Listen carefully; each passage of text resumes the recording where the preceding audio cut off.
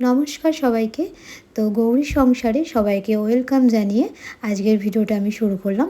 ইউটিউবে আমার এটা ফার্স্ট বড় ভিডিও। এর আগে আমি 2-3টে শর্ট ভিডিও জাস্ট শেয়ার করেছি তোমাদের সাথে।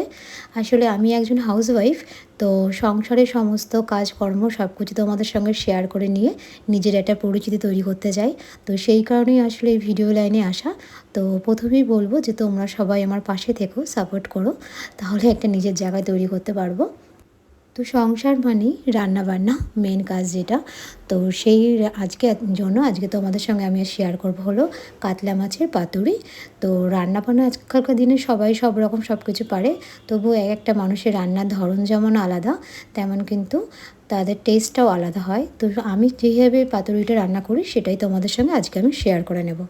তো প্রথমেই আমি পাতুরিটা করার জন্য আমি এখানে নিয়েছি কলা পাতা, সাইজ করে কলা পাতা কেটে নিয়ে এসেছি। তারপর একটু গরম জল করে তার মধ্যে পাতাগুলোকে একটু ভাপিয়ে নেব, যাতে পাতাগুলো মাছটা যখন বাঁধবো তখন যেন ফেটে না যায়।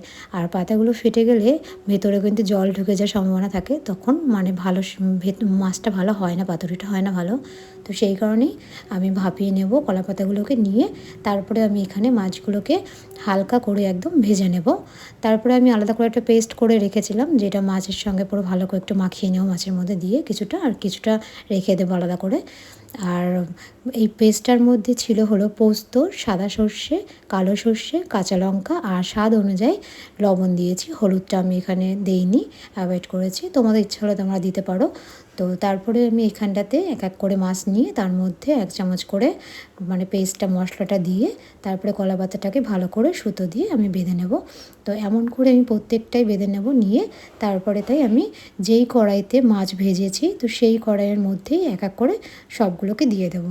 তো এক পিঠ ভাজার জন্য আমি 5 মিনিট মতন করে ভেজেছি, মানে এক পিঠ ভেজেছি 5 মিনিট, তারপরে উল্টে আবার আর একটা পিঠও ভেজেছি। তো এখানে ঢাকা দিয়ে দিয়েই করতে হবে, তাহলে আর তলায় লেগে না যাওয়ার জন্যই, মানে তেলটা রয়েছে হালকা করে, তাহলে তলায় লেগে যাবে না পাতাগুলো। তো সেই জন্য হালকা তেলটা দিয়ে দিয়েছি। তারপরে আমি এগুলোকে 2 পিঠ ভালো করে ভেজে নিয়ে তারপরে নামিয়ে নেব। আর এটা কিন্তু আমি সার্ভ করবো গরম গরম ভাতের সঙ্গে, দারুণ খেতে লাগে। আর লাস্টে আমি একটুখানি উপর দিয়ে সর্ষের তেল ছড়িয়ে দেবো। তো সেটা আমি ভিডিওটা নিতে পারিনি, তোমরা কিন্তু অবশ্যই একটু সর্ষের তেল ছড়িয়ে নেবে উপর থেকে। আর এটা খেতে কিন্তু অসাধারণ হয়। মানে এখনকার দিন যারা ননভেজ খাও তারা তো মোটামুটি জানোই যে পাতুরিটা মোটামুটি সবাই খেয়ে থাকে, তো খুবই টেস্টি খেতে হয়, খুবই টেস্টি একটা রেসিপি। তো তোমাদের যদি আমার ভিডিও ভালো লাগে তাহলে অবশ্যই একটু সাপোর্ট করো, পাশে থেকো।